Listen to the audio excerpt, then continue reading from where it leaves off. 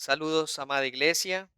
Vamos a abrir nuestras Biblias nuevamente en el texto del Evangelio de Marcos, capítulo 6, versículos 14 al 29. Acá todavía hay 5 o 6 sillas disponibles en caso de que vayan llegando.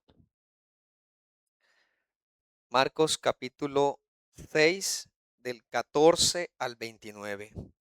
Voy a leerlo nuevamente en el nombre del Señor.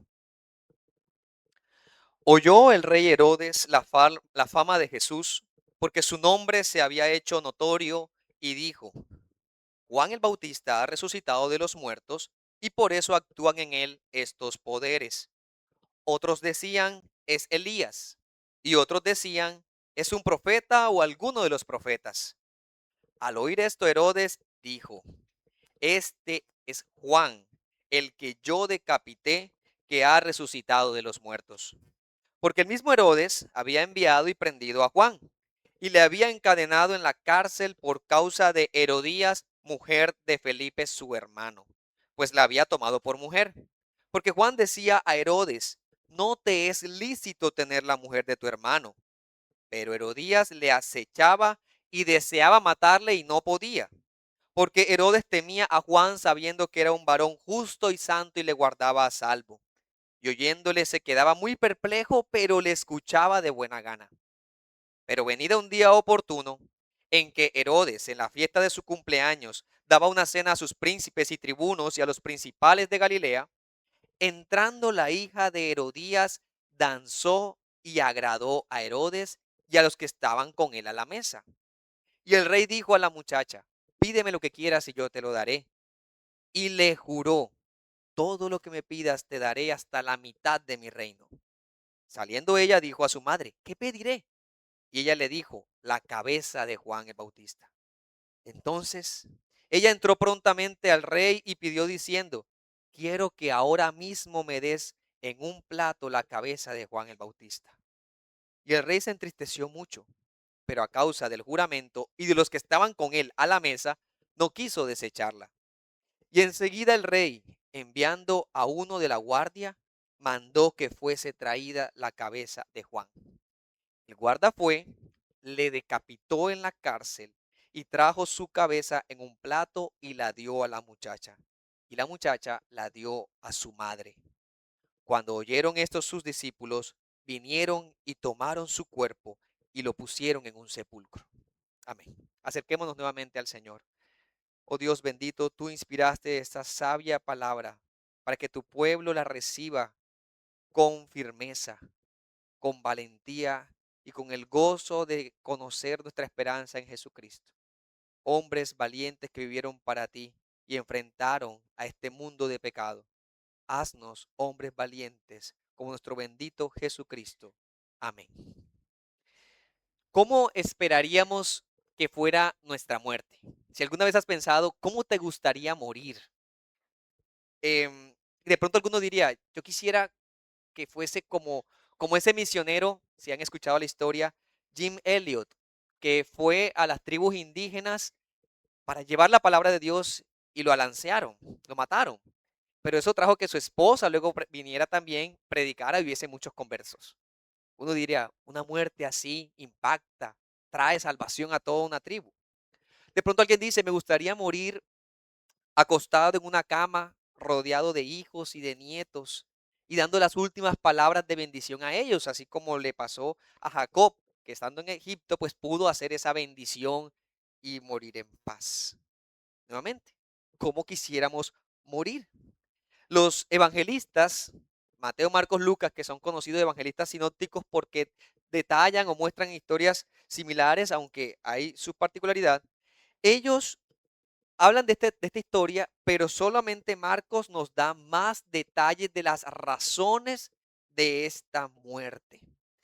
En todo caso, que es lo que vamos a estar estudiando en esta mañana, podríamos pensar que es una muerte injusta para un santo de Dios o para un hombre de la talla de Juan el Bautista. Diríamos así: un hombre profetizado como el precursor del Mesías. Recuerden esas profecías desde Zacarías, su padre, y mirando hacia atrás, esa voz del desierto que clama y que llama al arrepentimiento. Ese hombre que se levantaba y decía a los soldados romanos, tienen que arrepentirse de los fariseos, serpientes y víboras y todo ese tipo de cosas.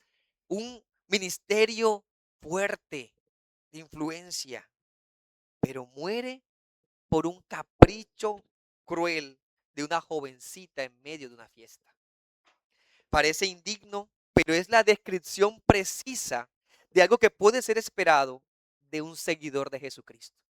Porque aquellos que seguimos a Cristo, como Él mismo nos lo dice, nos negamos a nosotros mismos, tomamos su cruz y le seguimos. Pareciera una muerte solitaria, allá encadenado en la cárcel, viendo cómo llegaban y luego iba a ser decapitado. Y uno pensaría, ¿dónde estaban los poderes del reino de Dios en ese momento? ¿No será que Dios podría librarlo de semejante muerte tan vil? Juan, en medio de su encarcelamiento, mandó a preguntarle a Jesús. Miren Mateo 11, versículos 2 y 3. Al oír Juan en la cárcel los hechos de Cristo, le envió dos de sus discípulos para preguntarle a Jesús, ¿eres tú aquel que había de venir o esperaremos a otro? Estaba viviendo una situación y quería que hubiese una confirmación incluso para los discípulos suyos. Y solamente podemos contestar desde el Calvario, porque ya conocemos el resto de la historia. Jesús mismo caminó por la senda del sufrimiento. Juan el Bautista fue su precursor y murió de esta manera. ¿Cómo el Mesías iba a rehusar sufrir también camino a la cruz donde sería muerto? Él es el Mesías y con su muerte traería gloria a Dios. Entonces, para mirar este texto, vamos a observar cuatro secciones que quiero que detallemos en este pasaje, para ver esa voz cómo fue silenciada. Los versículos 14 al 16, vamos a anotar allí que hay una confusión respecto a Juan el Bautista con Jesús. La confusión. Versículos 17 al 20, la prisión de Juan el Bautista. El 21 al 26, el complot contra Juan el Bautista. Y finalmente el 27 al 29, la muerte de Juan el Bautista. Empecemos con la primera sección propuesta, versículos 14 al 16, la confusión. Si miramos el estilo del texto, lo que está narrando es algo que ocurre mucho antes del el orden cronológico que podríamos establecer. Porque es que el domingo pasado aquí salimos gozosos. Habíamos terminado de leer ese versículo 13, 12, 11, donde ellos, los discípulos iban predicando, ¿recuerdan? Y aquí con gozo decíamos, hay que servir a Cristo con disposición y vayan y anuncien. Y donde ellos iban, los demonios se sujetaban, las enfermedades salían y la palabra era predicada con poder. Ese fue el gozo que se veía y de repente ahora nos encontramos con una historia fúnebre, triste, ¿ya? Lo que está pasando es que el impacto de la misión esa tan portentosa llegó a oídos del gobernante. Hasta ahora no hemos tenido mayor acercamiento o perspectiva de los gobernantes del pueblo mientras Jesús estaba cumpliendo su ministerio. Aquí ya nos muestra cómo ese poder y esa fama ahora está llegando al palacio real, a los palacios, a los gobernantes, a los jueces. Y en ese caso, la fama de Jesús, los milagros de Jesús y lo que sus discípulos fueron haciendo, hacen que Herodes escuche lo que está pasando y piense que Jesús es Juan el Bautista. Hasta ese momento Herodes quizás no había estado muy atento a todo el relato de las obras que Jesús hacía, a pesar de que ya se escuchaban cosas poderosas, pero podía entenderlo como algo religioso de la cultura judía, simplemente. Pero ese poder de Jesús mostrado vez tras vez, y ver que en su nombre se hacían todo este tipo de cosas, hace que ahora él mismo empiece a dudar de qué está pasando aquí. Hay alguien que está haciendo una piedra en el zapato ahora dentro del pueblo y dentro de la sociedad. Está produciendo cambios, disturbios, porque ya hemos leído de todo ese tipo de cosas en los pasajes anteriores, en los capítulos anteriores. Jesús iba llegando y había una irrupción, había un tumulto, ¿recuerdan? Habían demonios saliéndose de control y Jesús sujetando. Habían sanidades, había todo tipo de cosas. Y eso entusiasma a una multitud anhelante del Mesías y podría convertirse en un problema para Roma. Y Herodes, como representante de Roma, tenía que estar atento a esas turbas, a todo eso.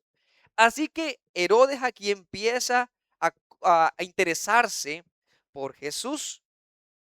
Y fíjense que ese asunto del crecimiento popular de Jesús comenzó precisamente cuando Juan fue encarcelado. Por allá en Marcos 1:14, en el capítulo 1, versículo 14, leímos cuando Juan fue encarcelado, pero no nos habían dicho por qué había sido encarcelado, simplemente mencionaba eso. Ahora estamos en el capítulo 6 y nos está diciendo por qué había sido encarcelado.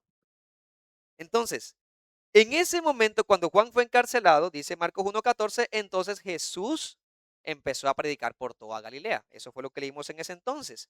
Ahora vemos que está la popularidad que Herodes dice, pero si yo había encarcelado a Juan, Juan el Bautista, ¿qué hace ahora un hombre con una descripción similar a Jesús, en ese estilo de fama y de conmoción, en este momento trayendo todo este tipo de cosas? A tal punto de que Juan mismo, Herodes mismo dice, este hombre es Juan resucitado. Y vuelve la pregunta que el Evangelio de Marcos nos ha puesto desde un principio. Y se acuerdan que en algún momento dado ya lo hemos trabajado aquí. ¿Quién es Jesús? Recuerdan que en varias ocasiones decíamos, los demonios están respondiendo, que Jesús es el Hijo de Dios, que es el Hijo del Altísimo. Y para otros era un milagrero, para otros era un simple maestro, tal como hoy muchos piensan. Hoy muchos dicen también eso, que Jesús es alguien que puede hacer milagros y ya. Y por eso la gente ora a Jesús para que le haga milagros. O la gente dice, Jesús es un maestro que nos vino simplemente a enseñar. Entonces ven a Jesús como una figura de maestro. O dicen, Jesús es el Hijo de Dios como un ser creado. Y todo ese tipo de cosas de Jesús hay. Herodes aquí está preguntándose también, ¿quién es este Jesús? Es la misma pregunta que el Evangelio ha estado planteando. Y cómo los diferentes sectores de la población responden a esa pregunta. En este caso, Herodes escucha de esta obra de Jesús y dice, ese es Juan. Esa es la respuesta que Herodes tiene. Una pregunta, una respuesta bastante limitada. Ahora, habían otras personas a su alrededor, porque aquí vemos también que en el versículo 15 dice, otros decían que es Elías y otros que es un profeta o alguno de los profetas. Y ese diálogo, conversación también llegó a oídos de Herodes, pero Herodes tiene su propia versión del asunto y dice, es Juan el Bautista. Bueno, ¿por qué pensaban que era Elías? Podemos recordar una profecía de Malaquías, capítulo 4, versículo 5. He aquí yo os envío al profeta Elías antes de que venga el día de Jehová grande y terrible. Se esperaba una venida de un profeta con las características de Elías antes que viniera el Mesías y el reino de Dios. Y es que cuando Juan predica, Juan lo que predica es el evangelio del reino de Dios. Y cuando Jesús predica, hace lo mismo, el evangelio del reino de Dios. Entonces, si era un mensaje similar lo que se estaba difundiendo, y aunque Juan no hizo milagros como tal, no se registra ninguno en los evangelios, su mensaje era similar y la turbulencia que ocasionó era similar a la de Jesús. Entonces, Herodes hizo esa evaluación y dijo, ese es Juan. Pero sí podemos decir que Juan el Bautista es ese Elías profetizado en Mateo 17:10. Jesús mismo había dicho que eh, Juan el Bautista era ese Elías. Esa era la interpretación correcta. Solamente que no entendían que Elías vendría como un mensajero del juicio de Dios y que tenían que arrepentirse, que eso fue lo que hizo Elías en su tiempo. Llamó a Acab, ¿recuerdan? Al rey Acab a arrepentirse. Y entonces llamó al pueblo a arrepentirse. Y una conversión allí tibia nacional, pero siguieron adorando después a los Baales. Pero él hizo su trabajo, llamar al arrepentimiento.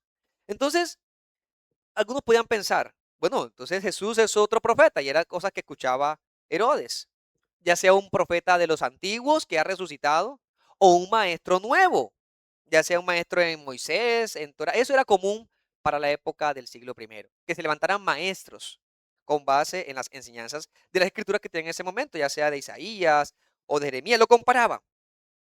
Y yo creo que hasta este punto, en esta primera sección, podríamos hacer la misma pregunta que hemos venido trazando vez tras vez. ¿Quién es Jesús? ¿Será que Jesús podemos limitarlo a un simple profeta, como algunos decían? ¿Será que Jesús, bueno, aquí según Herodes era la resurrección de otro, una especie será de encarnación, y no sé qué, son dos lenguajes diferentes, dos culturas diferentes, pero al término de hoy donde todo se mezcla, algunos dirán eso, que este Jesús es la reencarnación de otro y por lo tanto es un ser superior. Esas respuestas todas son cortas porque están haciendo de la única persona que puede salvarnos como cualquier hombre. Están rebajando al Dios Todopoderoso, la segunda persona de la Trinidad, a un simple mortal cualquiera. Pero Jesús no lo es. Jesús es el Dios altísimo ante quien todos debían adorar.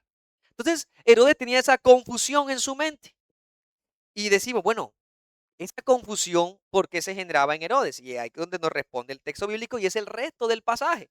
Herodes dice, vio la fama de Jesús, se recordó a Juan, y aquí es cuando el evangelista Marcos nos va a describir por qué es que dice que resucitó de los muertos.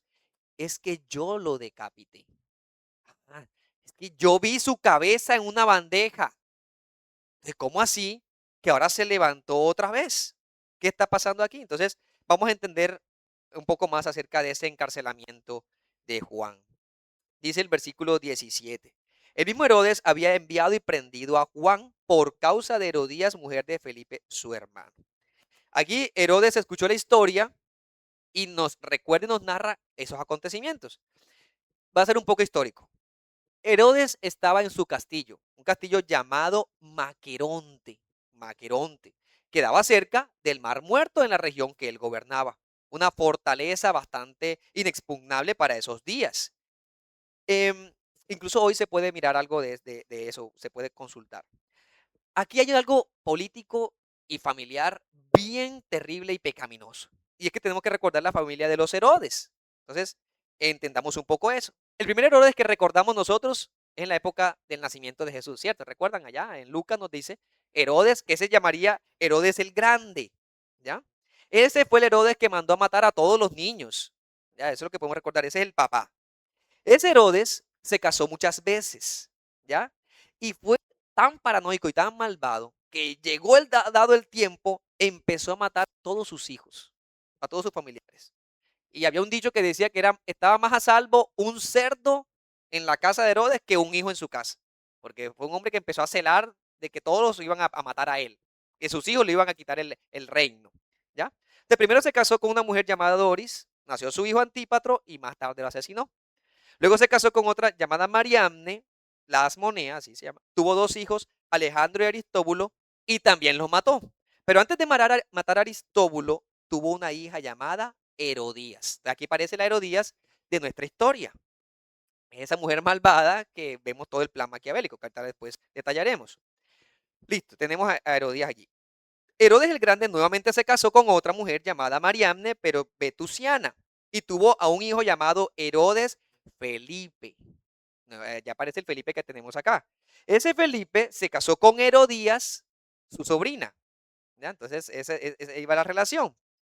Y Herodías, de Herodías, Felipe tuvo una hija llamada Salomé, que es la joven que estuvo bailando en esta historia. Entonces ahí vemos cómo van los personajes.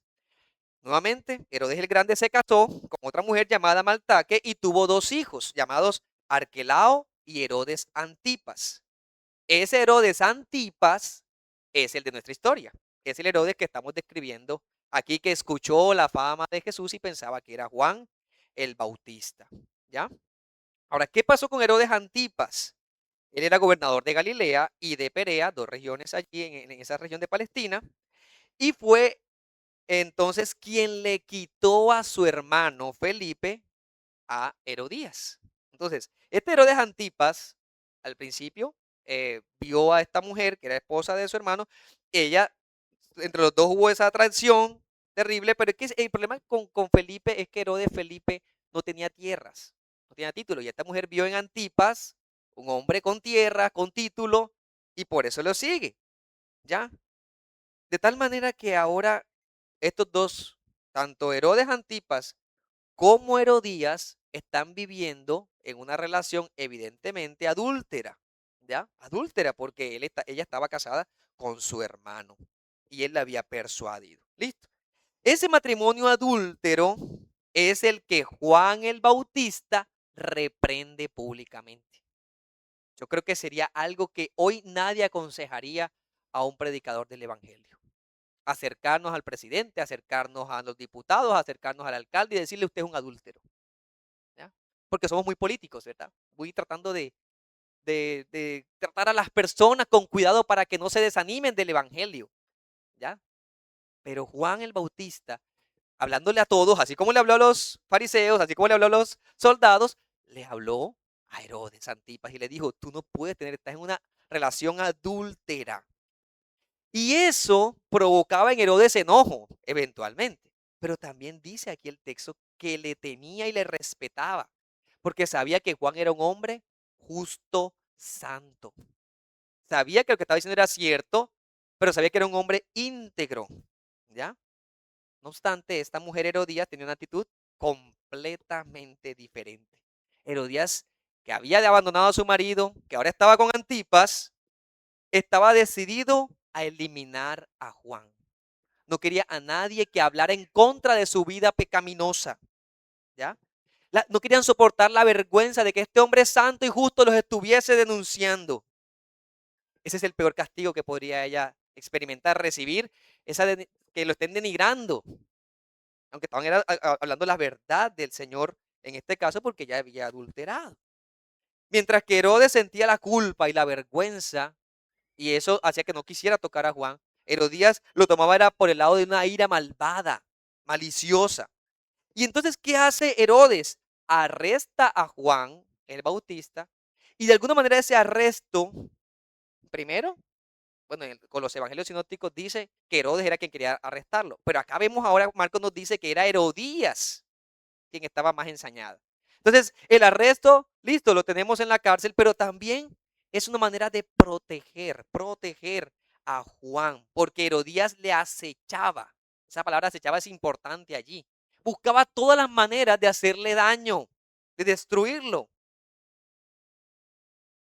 Aquí hay una mezcla de emociones que pasa en la vida de muchas personas. Y yo creo que están aquí para mostrarnos la diversa reacción que hay ante la verdad de la palabra de Dios y de un hombre fiel a la palabra de Dios.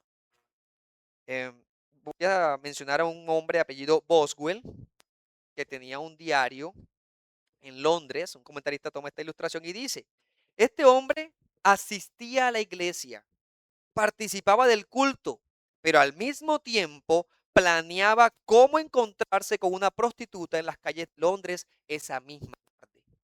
Y este comentarista de este texto dice, es que hay personas que se sienten igualmente atraídas por el pecado y por la bondad. Eso pasa. Personas que aman el pecado, pero no quieren dejar de escuchar la buena palabra de Dios. Y pueden hasta manejar un lenguaje porque aprenden, pero siguen viviendo en la maldad porque aman la maldad. Herodes era así. Él temía a Juan, pero también amaba a Juan, ¿ya? Aborrecía su mensaje, pero sabía que era un llamado cierto, cierto. Herodes es un ser humano como nosotros y no podemos creernos mejores que él en ese aspecto, porque tendemos a lo mismo, a amar y decir amar a Dios y amar y amar y amar el pecado. ¿Cómo se evidencia eso? Con una vida evidentemente pecaminosa. Entonces, es muy fácil llegar a un lugar para escuchar la palabra de Dios, pero luego seguir viviendo nuestras vidas de pecado normal. Estaremos cometiendo la misma situación, el mismo pecado que Herodes cometió, ¿ya? El asunto es que hasta Herodes podría decirse que tenía algo más que muchos no tienen hoy. Y es que Herodes al menos temía a Juan. Sabía que lo que él estaba diciendo era cierto, aunque él no se arrepintiera, aunque siguiera con su mujer. Él prefería estar con su mujer, aunque no fuera lo correcto, ¿ya? Pero muchos hoy ni siquiera tememos. Nos da igual, somos indiferentes. Herodes lo escuchaba, pero no quería dejar a esta mujer. No quería dejar su adulterio. No quiso abandonar a Herodías. Y eso, consentir ese pecado y llevarlo condenó su alma por la eternidad. Hizo ese balance y lo que decía Juan no era suficiente. Yo creo que el caso de Herodes es una advertencia para nosotros.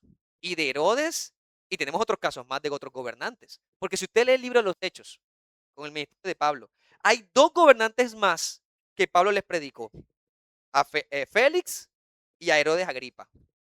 Y ambos llegaron a decir, estoy casi persuadido.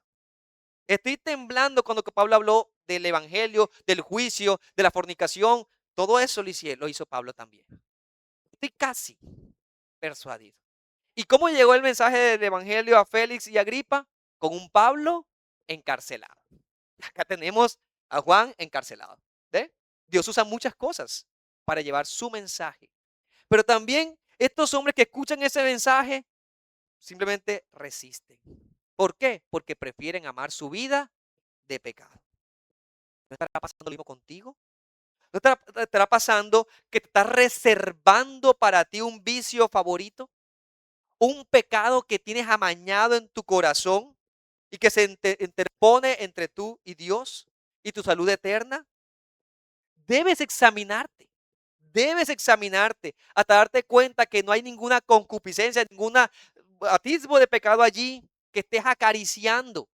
No te engañes a ti mismo diciendo que eres un hijo de Dios y sigues practicando el pecado, porque vas a terminar haciendo como Herodías, querer destruir a todo aquel que hable la verdad para ti. Y entonces no quiere recibir amonestación. Y entonces dice que todo es contra mía. Tomemos la determinación que Jesús nos enseñó y córtate la mano derecha y sácate el ojo derecho antes de que desciendas al infierno completico con manos y ojos. Hazlo.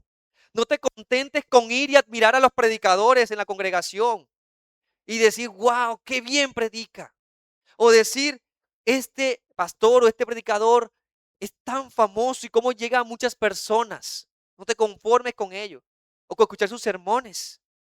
No descanses hasta que digas como dijo David, Salmo 119, 128. Estimo, aprecio como justos todos tus mandamientos y aborrezco los falsos manejos. Tus mandamientos son justos y son veraces. Pero también aquí hay otro elemento importante que vemos en esta escena de la prisión o el encarcelamiento de Juan. Y es que los ministros de la palabra de Dios debemos ser fieles al reprochar también el pecado. Juan el Bautista habló francamente de la maldad que cometía y no se excusó de hacerlo, por más imprudente que pareciera, o impolítico, o inoportuno, o pensar que fuera inútil. Él no lo trató con suavidad por el cargo que ostentaba. La maldad de este rey simplemente llevó a Juan a usar las palabras adecuadas. Está diciendo, no puedes tener, no te es lícito. No hay que usar palabras soeces, no hay que tomarse una condición superior, simplemente hay que describir lo que la palabra de Dios dice, ¿ya? Y hacerlo con la confianza que dice textos como Proverbios 28-23.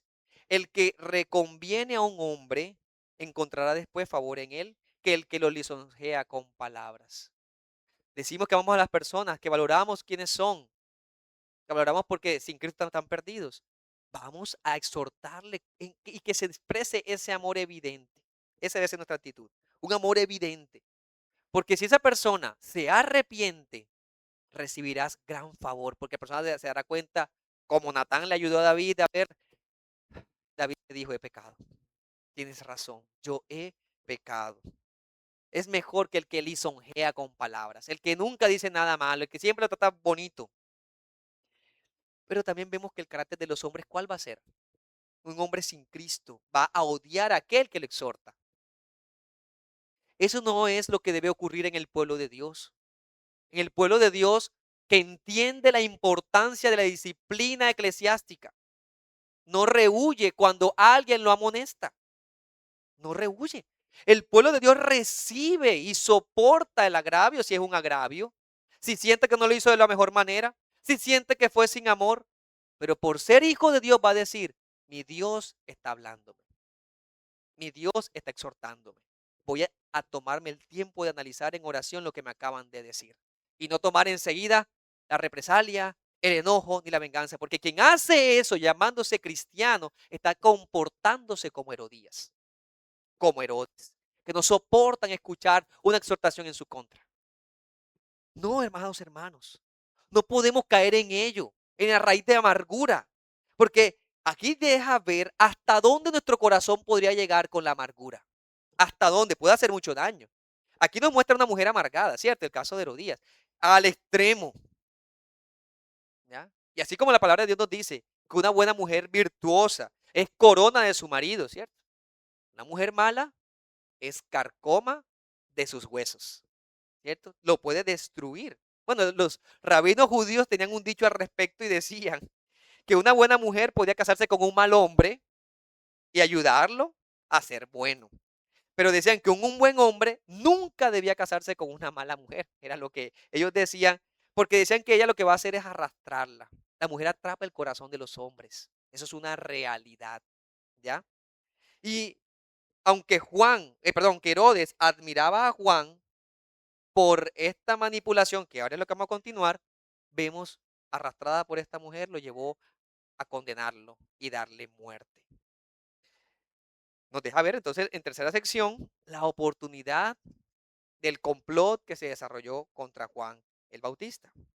Dice el versículo 21, pero venido un día oportuno, miren esa expresión ahí, un día apropiado, un día conveniente, se le dieron todas las condiciones a esta mujer, ¿ya?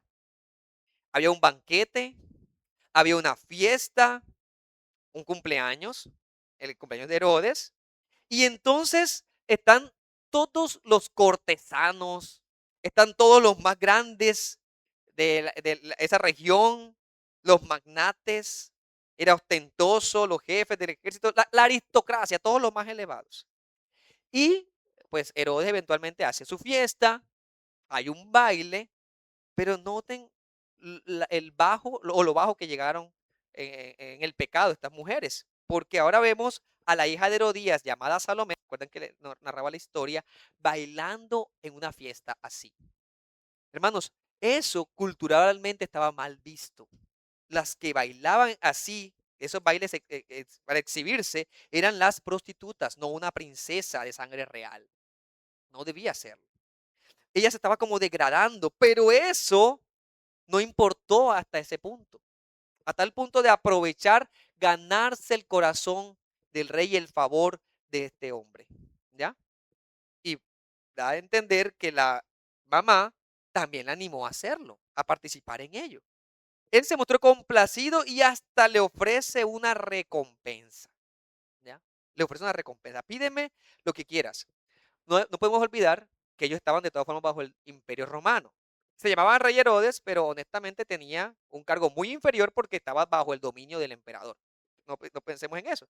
Realmente él no podía dar ningún reino. Es una expresión que por allá podríamos rastrearla hasta Esther capítulo 7 versículo 2, cuando el rey Asuero le extiende el cetro, ¿verdad? A Esther y le dice, hasta la mitad de mi reino te doy, para indicar que quiero tener el favor contigo de todo lo que me pidas. Ya, eso es lo que estaba mostrando allí. Y Herodes estaba diciendo, ¿tienes licencia ahora por esto de pedirme lo que quieras? Es lo que estaba pasando, ¿ya? Es algo como fanfarroneando frente a todos los que están aquí, que vean que yo puedo dar lo que yo quiera. Pero miren que en una fiesta como esa, ¿qué se podía encontrar? Todo tipo de excesos, todo tipo de bebidas, de comidas, de expresiones, de derroche. En ese banquete, Herodes habla de forma necia, ¿ya? Lo cual también se nos convierte en una advertencia para nosotros. No tiene ningún límite ni control. Por lo tanto, se dejó llevar y hasta hizo un juramento. Grave, grave. Y por eso es que aún los hombres hoy siguen insistiendo en, vamos y participemos de licor, participemos de exceso, participemos de baile, pero es que el corazón se alegra y el corazón empieza a decir cosas que debe controlar. Porque en nuestro corazón es que nacen malos pensamientos, malas palabras, malas ideas, surgen y dicen y nos atrapamos con otras palabras y acciones. Eso está pasando con Herodes aquí. La actitud de cualquier impío, se deja llevar. De entrada se nos convierte para nosotros en una advertencia como cristianos y decir, como cristiano tengo que aprender el dominio propio en el Espíritu Santo, porque es un fruto del Espíritu Santo. No puedo jurar cualquier cosa, no puedo prometer cualquier cosa, no puedo dejar que mi corazón se deje arrastrar por la mera emoción del momento, por la ira del momento, por la alegría del momento. ¿Mm? Debemos tomar decisiones firmes en la verdad de Dios. Así que lo más probable es que cuando Salomé le dice eso, él estuviese bebido y no pensó en las consecuencias. A tal punto que cuando ella le dice, aconsejada por su madre, quiero que me des la cabeza de Juan el Bautista, el rey pasó del gozo y de la alegría a la tristeza. Claro, porque él temía a Juan, él lo respetaba como un hombre justo, que no había hecho realmente nada malo, que estaba ahí prácticamente estaba protegido en la cárcel. Pero se da cuenta que ahora quedó desprotegido por él mismo y por su falta de dominio propio, pues que estaba en pecado. El pecado es así, envuelve a la persona y lo deja esclavizado. ¿Y Herodes estaba esclavizado de qué? De la vergüenza a los hombres, del temor de los hombres, del juramento que había establecido. Él no podía no complacerla, debía complacerla porque se había comprometido con sus palabras. Nuevamente, seamos cuidadosos con nuestras palabras. Pero también seamos cuidadosos de no caer presa de agradar a los demás, aun cuando cometamos pecados abiertos, evidentes, solamente para agradar. Entonces echamos mentiras descaradas para agradar. Entonces hacemos promesas falsas para agradar. Entonces nos comprometemos para agradar o rehusamos comprometernos para agradar. Hacemos cualquier tipo de cosas para evitar que los hombres nos miren con desprecio, aun cuando sea quebrantar la ley del Señor. Que le tenía miedo a su risa, le tenía miedo a su burla y a sus chistes, o que lo tuvieran como un rey débil. Lo que nos lleva a la última sección, la muerte de Juan. El guardia fue, dice el versículo 28, y le decapitó en la cárcel. No fue un juicio público, no fue una sentencia evidente y justa. En la cárcel, solitario, fue decapitado. No dice que haya ido un ángel a reconfortarle, no dice que habían otros apoyándole. Allá murió este santo del Señor. Y la cabeza se la trajeron en un plato para que fuera evidente. Ahí en medio, mire, aquí está, se ha cumplido. Nuevamente hago la pregunta, ¿dónde estaba el poder del reino de Dios aquí? ¿Será que Dios había mirado para otro lado? No. Ahí estaba venciendo y manteniéndose firme en la verdad hasta el último momento de su vida. Mi vida y mi muerte son del Señor. Esa es la valentía del cristiano. Una prisión injusta, evidentemente. Una muerte violenta e injusta. Esos fueron los frutos que Juan el Bautista recogió de su ministerio. A los ojos de los hombres podríamos quedarnos hasta allí. Pero eso podríamos decir de Esteban, uno de los hombres santos de la iglesia primitiva, un ministerio cortico, un varón valiente, predicando con fervor, pero fue al poco tiempo muerto apedreado. ¿Para qué lo eligieron si se iba a morir? ¿Acaso Dios sabía? Nuestra vida y nuestra muerte son del Señor y para su gloria cualquiera que sea lo que Él nos lleve. Podemos decir de estos hombres que son hombres de los cuales el mundo no fue digno y derramaron su sangre hasta el final. E historias como esta están escritas para recordarnos que nuestra vida terrenal es pasajera, que los verdaderos cristianos no estamos anclados en este mundo como si fuera el nuestro, que nuestro descanso en el Señor es nuestra corona, que nuestro salario, que nuestro premio están del otro lado de la tumba, al lado de nuestro bendito llamado Redentor, y que por eso caminamos por la fe y no por la vista. Y por más que parezca desconsolador escuchar esta narración, podemos confiar en que no nos interesan las alabanzas humanas, ni que nuestro nombre tenga un gran epitafio, ni que dejemos la huella en este mundo grande como algunos proclaman. Lo que nos interesa es que nuestro bendito Dios nos diga, buen siervo y fiel, ven, entra en el gozo de tu Señor. Al final termina el texto diciéndonos que los discípulos de Juan escucharon esto. ¿Y qué hicieron? lo honraron con la última honra que se puede hacer. Vamos a tomar este cuerpo y vamos a sepultarlo. ¿Ya? Se les concedió eso. Y eso nos deja ver que incluso tomaron su cuerpo y le dieron un espacio de honra. Ellos que reconocieron sus enseñanzas y cuánto había servido con ellos. Eso nos va a decir también y llevarnos a Jesucristo, porque es que Jesucristo fue crucificado y también fue puesto en un sepulcro. A diferencia de Juan, cuando Herodes escuchó la fama de Jesús, no podía esperar que el cuerpo de Juan había resucitado y se había levantado y caminar. Pero Jesús fue puesto en una tumba y al tercer día fue abierta la tumba, fue el sello destruido y se levantó victorioso en vida para no ver la muerte jamás. Esa es la gloriosa resurrección. Y por eso es que nosotros no confiamos en Juan el Bautista para nuestra salvación. Él fue su precursor incluso en su muerte. En su muerte. Concluyendo y aplicando. Ante la pregunta, ¿quién es Jesús? Debemos decir que el encarcelamiento de Juan fue el punto de partida por el cual Jesús empezó a predicar en otros lugares. Juan cumplió su ministerio, se limitó a esa cárcel, ahora Jesús va y va generando ese impacto en las personas a tal punto que piensan, ¿será que es Juan el Bautista? Pero la respuesta es, Jesús no es Juan el Bautista. Jesús es el Dios verdadero del que Juan dijo, ese es el Cordero de Dios que quita el pecado del mundo.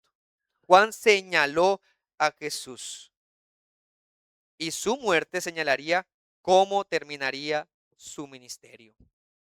Así por un hombre impío también sería condenado injustamente como Jesús lo fue en todos los juicios que fue llevado a cabo en esa semana o en esos días. Así nos mostraría, Jesús sufriría, pero Jesús no se quedaría ahí muerto. Pero también nos deja ver, dentro de todas estas cosas, que no debemos temer a la predicación fiel de la palabra de Dios, sea cual sea lo que nos toque predicar. Y si llegamos a este texto, Marcos 6, 14 al 29, hay que predicar Marcos 6, 14 al 29. Y si se denuncia el adulterio, se denuncia el adulterio. Si se denuncia el chisme, se denuncia el chisme. Si se denuncia el robo, se habla del robo. Y las personas, los creyentes, deben estar expuestos a la palabra de Dios y arrepentirse y humillarse. Esa es la actitud de un cristiano. Se humilla. Y si hay impíos aquí que escuchan este mensaje y personas que dicen, la verdad yo no me he entregado a Cristo, yo sigo viviendo en pecado, humíllate. No caigas en la condenación de Herodes ni de Herodías. No te cierres en tus propios pecados, porque en ellos morirás y morirás eternamente. Aún hoy se está anunciando misericordia para ti. Actúa como el pueblo ninivita. En los días de Nínive se levantó un profeta enviado por Dios, Jonás, y predicó, en 40 días Nínive será destruida. ¿Y qué hicieron los ninivitas? Vamos a humillarnos, vamos a arrepentirnos. ¿Quién sabe si el Dios eterno nos salve? No sé si me va a salvar. Ellos no tenían todo el conocimiento que nosotros tenemos hoy, pero ellos decían, me aferro a esa verdad que hemos escuchado. Que Dios, el Dios de Israel, es un Dios misericordioso y puede perdonarnos y darnos vida. Esa debe ser tu respuesta hoy. No endurezcas tu corazón cuando la palabra sea anunciada y cuando tu pecado sea descubierto. No temas. Predicadores, no teman vivir vidas de fe, no importa lo que conlleve. No teman. Esfuércense y sean valientes con una vida piadosa que lo manifieste. Que todo el mundo vea en tu vida que es disruptiva a lo que el mundo plantea hoy. Este mundo se deleita, pierde el tiempo. Pero los cristianos, y especialmente los predicadores de la palabra de Dios, somos fieles. Eso cantábamos ahorita. Firmes y fieles, ¿cierto? Eso cantábamos. Porque es lo que la palabra de Dios dice que somos nosotros. Valientes en la verdad. Pero también este texto nos muestra que la maldad encuentra su manera de actuar. Y Dios soberano la permite. No podemos pensar que cuando nos ocurre alguna persecución, algún sufrimiento, aunque parezca injusto, es que Dios ha mirado para otro lado. Debemos estar convencidos que el Dios también, el Dios eterno en su decreto glorioso, sabio más que nosotros, lo está usando para su propia gloria y para nuestro beneficio. Él lo está usando. Así que varones, cuídense de la sensualidad.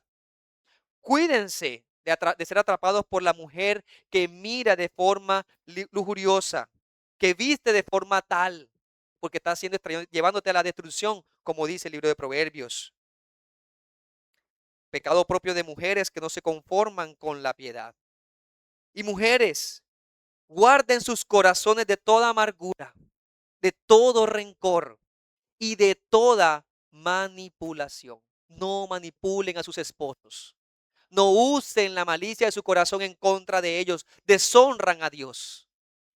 No manipulen a los diáconos. No manipulen a los pastores. Honren al Señor con vida piadosa y santa. Finalmente, dice la palabra de Dios en Hebreos 11. Otros experimentaron, 11:36. Otros experimentaron vituperios y azotes. Otros prisiones y cárceles. Otros fueron apedreados. Otros fueron aserrados. Otros fueron puestos a prueba. Otros fueron muertos a filo de espada. Otros anduvieron de acá para allá cubiertos de pieles de ovejas y de cabras, pobres, angustiados y maltratados. Pero todos ellos, dice el texto bíblico, de los cuales el mundo no era digno. Somos la comunidad de aquellos que este mundo en su pecado no es digno. Y cuando a Dios le agrada, puede llevarse a los suyos a su gloria. Este mundo no era digno de hombres como Juan el Bautista. Y Dios se los llevó. No por el orgullo que nos debe embargar a nosotros mismos. No piensen ni por un momento que quiero elevarles su orgullo. Es por la gracia de Dios que santifica personas, las saca de este mundo de pecado y las transforma completamente para sí. A tal punto que de nosotros se diga, hombres y mujeres, de los cuales el mundo de pecado, este mundo de maldad, no es digno que caminemos entre ellos.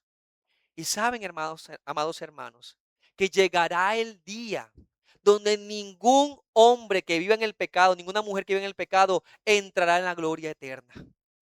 Y lo digo con temor y temblor, porque así dice en Apocalipsis, allí no entrará ninguna mancha.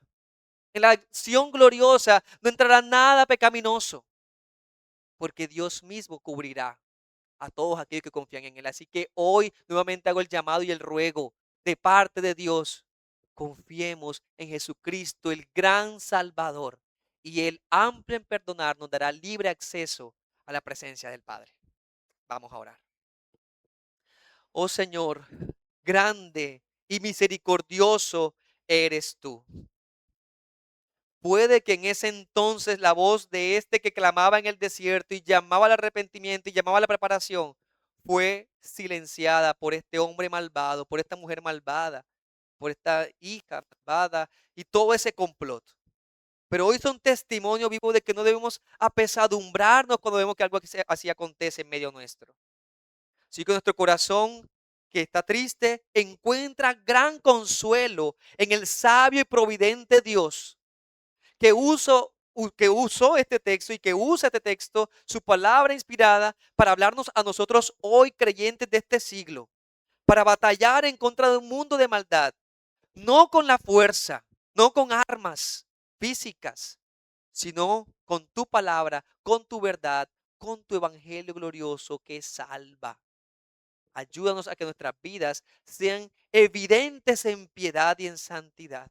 Que cuando abrimos nuestra boca y proferimos palabras de justicia en el Señor, de la obra de Cristo y de su gloria, podamos decir, bendito eres tú, oh Señor, que salva. Y los otros que nos ven y aquellos que no tienen el temor de ti, puedan ver y decir, ese es un hombre santo que está anunciando la verdad. No puedo vivir así, no debo seguir viviendo así. Y que eso impacte, no como Herodes, que era un temor, pero seguía viviendo en el pecado, sino con una verdad firme que deciden cambiar su vida para ti. Toma esa férrea decisión en su alma porque se da cuenta que tú estás transformando, estás mostrando esa realidad.